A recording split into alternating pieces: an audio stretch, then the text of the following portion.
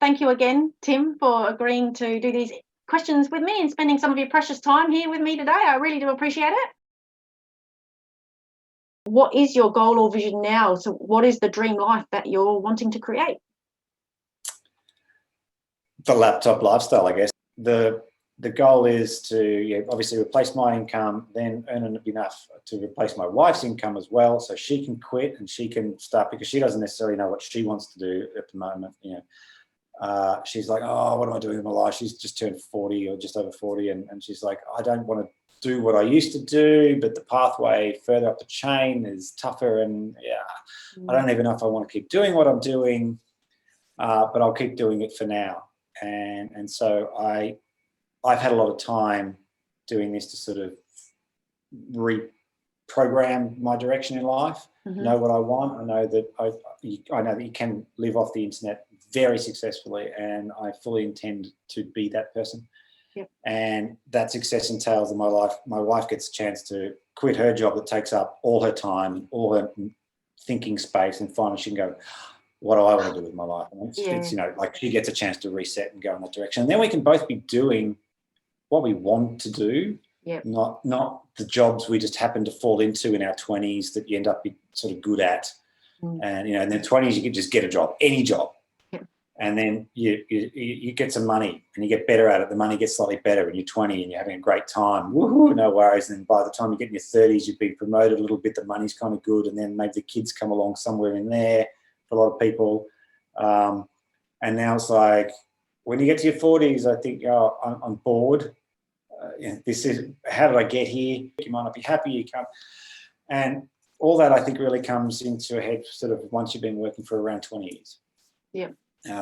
And people start, and you realise, how did I get here? Why am I doing this job? And you just go, I'll just keep doing it because it's what I've been doing. But you only started there because you needed a job in the 20s, and you got a job, and then it started to be kind of fun, kind of good for 6, 7, 8 years. So you just kept doing it. Yeah.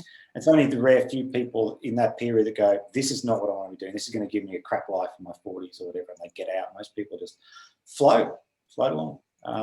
So my dream life is to sort of just make money off the internet, so I can get the money that then gives me the freedom from having to do 9 to 5.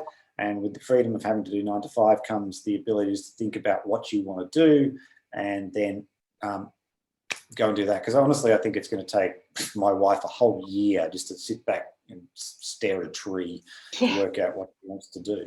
And that's fine, and that's what I want to supply, and then it's what I want to be able to give. And then I want to make sure I can help more and more people have that opportunity to go stare at the tree and sort their lives out, kind of thing. That's what I really want to do. I know that this can work. I know it works. Yep. And I know that most people in their sort of 30s, 40s, 50s have no idea about it, have no understanding that it can work. Think it's for millennials. Anything web and money making on the web is for 20-year-olds, 25-year-olds, maybe up to 30, but I couldn't do it. You can do it. It does work. If you can get it successful, then your whole life can change, and you can finally go in the direction that you want it to. So, it's my goal is then to convince people, shake and wake. You can do this too if you really just want to. But particularly if you're squeezing it in amongst your real job, it takes time. And that's something I was going to say before about the investment attitude of like, well, if you wanted to get out of being an employee and wanted to do a business, and for instance, I don't know, you want to get a franchise, take something like a Porto burger, which is kind of like medium size in Australia. Don't know if it's got, don't even know if it's national, but it's quite big around New South Wales or Sydney. You're looking at 85,000 or something just to buy in. Then you've got so starting a business in a traditional sense costs you 85 to 100,000, 150,000. If you buy one that's already going, gyms, or you buy a gym, it costs you 150,000 plus stock, blah, blah, blah, blah, blah, blah, blah. So this concept of like, okay, I want to start a bit of a business. I'm going to invest in starting a business. And maybe you go as far as $8,000. It's like, for a business that can then turn around and can give you the $10,000 a month, there's plenty of people in my community that are doing it, and that is like, okay, they might generate 25,000 in revenue, spend 15 on the advertising, and make 10. Exactly. But you can do it. And so if you figure that I invest $8,000 and 8 months of your life just learning and messing about before the $10,000 a month comes, there's no traditional business that you can spend $8,000 to invest in and be making like 10 times your investment per month. Yep. Or so, like doubling your investment per month sort of a year later. Now, not everyone can pull that off. Not everyone has the time or the initial skills to do it. And it can take a year, 2 years, 3 years to get it done. But the same thing is, if at the end of the day, if you think about in 3 years from now, if you spend 8,000 now and say another 20,000 spread out, you get a little bit of sales, few sales, bit of spend, sales, spend, sales, spend, sales, spend. And in 3 years from now, you are earning 10,000 US a month, working 10 hours a week. 3 years from now, is that worth it? Is that, and because after you've got to that level, you stay there. You can only get better because you start the second stream, the third stream, the fourth stream. Yeah. So if from 3 years from now you wanted to be living 10,000 a month and working 10 hours a week, do you get that by buying an Oporto's franchise? No, because you've got to go in that half the time. You've got to oversee things. And so, or you can buy McDonald's. McDonald's will probably sort you out on that, but you've got to spend, $1 million to get it in the first place. So your numbers go well up. If you don't have the $85,000, $150,000, $250,000, but you want to start being able in 3 years from now to be controlling your income, then spend $8,000 now and another $8,000 over the next bit of time with extra investment, or maybe there's a bit of advertising loss, anything when you first start out, that kind of stuff, and it's spread out over months so you don't feel the pain quite so much because you keep your own job. But just look at it in 3 years from now, particularly people in their 40s who go, I know where I was 3 years ago, this is where I am now. If I do nothing in 3 years from now, I'm still going to be exactly the same spot, right? Why don't I start something on the side now? Invest in enough to make you uncomfortable so you don't stop, and you learn heaps, and you've got lots of people up, got your back, and 3 years from now you'll be on your 10,000 a month, 20,000 a month, and once you hit it, you don't lose it. You've got time. That's it. Exactly. Time is the most valuable thing. But something I really love about what you're saying there is the fact that you can just spend $8,000 to $10,000 and start a business that's going to provide you with the ability to give you the dream life, to give you 30 hours a week to do your free things, to give you enough income to maybe buy the dream home or this, that, and the other. And a lot of people give up on these dreams because they think there's no way they're going to afford it, because they realize that, well, if I want to take back control of my time, I'm going to have my own business. I'm going to need to be my own boss. But the thought of having to spend $80,000 to $150,000 to create a business, it just sends their hopes down the toilet. And so to know that you don't have to invest that much money and you can still create your dream life and live in your dream home and all the rest of it with an online business, I mean, that's what I got into it for myself. So that's a great point.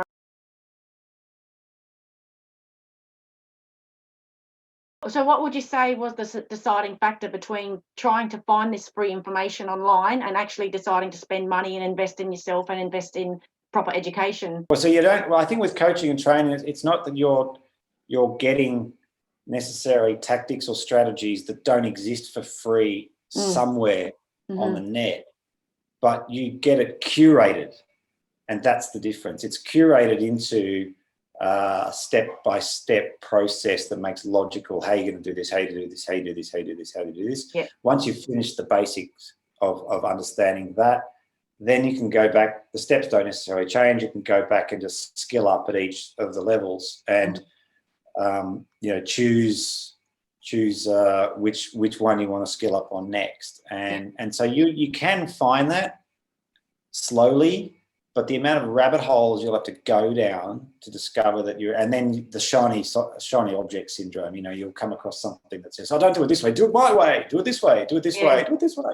Yeah. So the other thing I believe is to sort of like go, okay, I'm going to commit to one community, one program, one source of information. I believe it's good enough, and just go, no, screw it. You see an ad for something else, don't want to hear about it, don't want to know about it, don't just this. Yeah, otherwise, you'll waste your money because you're going to get the shiny object syndrome and think that guy's course is better. Pay. It's I haven't got results. The results are slow. Oh, that guy's course, that sounds good. I'll do that one. Pay. And that is a recipe for disaster.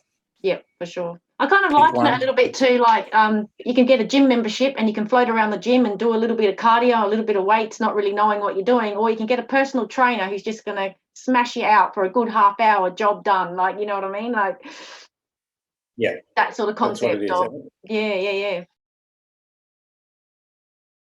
All right. Did you have any fears holding you back? Yes, definitely. Could I get it to work? I mean, I thought, well, you know, can I do this? You know, it's that whole thing. I can see that it works, and I can see it works for some people, but it won't work for me. And that's it's actually one of the hardest things is when it's not working is the mindset just to keep going, because I truly, now that I've joined a community and seen there's so many other ways of doing things. Like when you first start out, you start out with these sort of maybe simple couple of ways of doing it, but the longer you're in the ecosystem, you see there's this way and this way and this way and this way and this way. You know, I'm not willing to give up. I'm gonna keep going. So was there a fear? Yeah, whether I'd ever be able to do it, whether I was wasting my money investing. And have you done anything to overcome those fears, or has being on the journey helped to overcome those fears? Or yeah, the journey is part of it, and the community, because when you get the fears and you talk to anyone about it, there's just so much help of, like, you know, there'd be a lot of support, right? But I can guarantee you at least one person will say, PM me, you know, like, let's talk direct. And I know how you're feeling. I just did this, and this is what I did to overcome it last month. You know, I went through this last month, or 6 months ago, or whatever. Or you can get one-on-one coaching with guys who are great with the mindset thing. And so, you know, like you go, cool, look, I'm struggling. So, you know, I'll go talk to that guy because I know that guy's all going to help about, like, get me refocused and that kind of thing. So having that support mechanism of having signed up to a community that I want to stick with, and they sort of help you through when your mindset goes. So that's another reason to make sure you join up with somewhere. So what do I do to overcome the fear? I guess you just relied on the community that I am. Yeah, it's always great to be able to reach out to them. They're fantastic.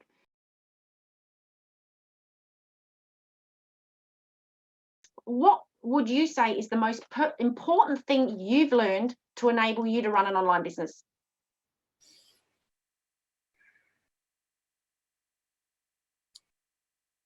It doesn't survive without traffic. Yes. No online business survives without traffic. So you've got to understand how to get traffic. Yep. So how to get customers, basically. Yep. What would be your advice for anyone who is thinking about starting an online business? Just do it. Because, you know, if you learn so much more when you're in it. You don't know what you don't know. So start, because in the process you find out more. And like I said a bit earlier, there's lots of different pathways. You get shown often one entry pathway, maybe two, but it's just an entry pathway. Once you're in the ecosystem, you see there's so many other opportunities. They start to show up, and you go, oh, I've got this skill, so I don't just have to use it on this one line. I can use this skill now that I now have on this line or this line or this line. And so, but if you don't start to understand the ecosystem, you can't get out there. And, you know, everyone, I think, you know, in the next 5 years, more and more and more and more people are going to start to go, oh, okay, yeah, that's not a bad idea on stuff, because to get some more financial security into their life, and when they realise, oh my God, I can actually, get to a $10,000 a month and work 10 hours a week. Why wouldn't you? That's it, exactly.